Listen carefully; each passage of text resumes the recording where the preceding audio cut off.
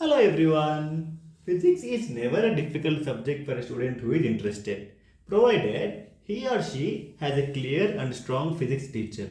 So here I am, Mr. Dharanidhar, your favorite physics teacher in your favorite YouTube channel, Bhautics. So today's question is a very interesting question, a question where most of the children will make mistake and get confused. So the question is, study IV graph for the three resistances R1, R2, R3 and select the correct statement. What is he asking us to find out is which is the highest value of resistance, either R1 or R2 or R3.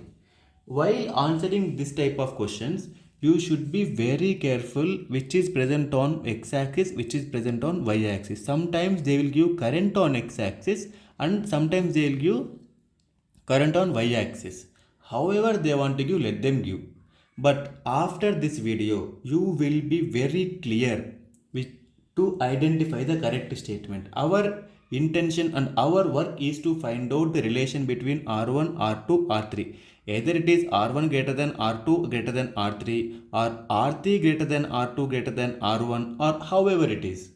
We need to find out the relation between R1, R2 and R3. So how to find out? We don't know the values of V, I, nothing we know. So how to find out? So see here, we know the formula for resistance. What do we know? We know the formula for resistance R is equal to V divided by I. Correct? R is equal to V divided by I. Suppose there are three resistances R1, R2, R3 and for all those resistances, imagine there are three resistances R1, R2 and R3. R1 and R2 and R3. For all the three resistances, I gave same voltage. Imagine voltage V I gave, and for R2 also I gave same voltage, and for R3 also I gave same voltage V. V, V, V. Okay now. So this positive should be a larger and negative should be a bit smaller. Okay.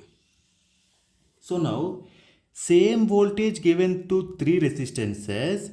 Suppose the current passing through R1 is I1, through R2 is I2, through R3 is I3. Suppose I1 is least, same voltage given, I1 is very less, means R1 is maximum.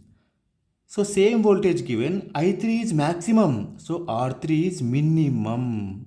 So you should identify for same voltage what are the currents passing in the circuit. If the current is least, resistance will be maximum. If the current is maximum, resistance will be minimum. So okay sir, understood. But how do we find out this value from the graph? Yes, it is also very easy. So from this point, I'll take a random point on the graph. See, this is the voltage. Let it be any voltage. 1 volt, 2 volt, 3 volt, anything it may be. So for this voltage, some voltage, what is the current passing in R1 C1? C1's now. For that particular voltage, the current passing in R3 is this much. Current passing in R2 is this much. Current passing in R1 is this much.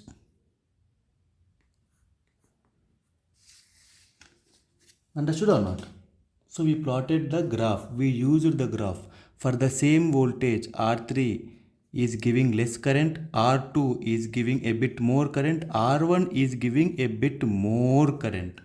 So where the current is maximum, their resistance will be minimum. Where the current is minimum, their resistance will be maximum. So R3 is the having highest value resistance. R1 has the minimum value of resistance. That's why same voltage given, R1 is allowing more current to pass. So R1 is the least value. R1 is the least value. So what can we say? R1 is the least value means R3 is the maximum value. So R3 is greater than R2 is greater than R1. This one will be the correct option. Understood or not? But be careful while solving these types of questions.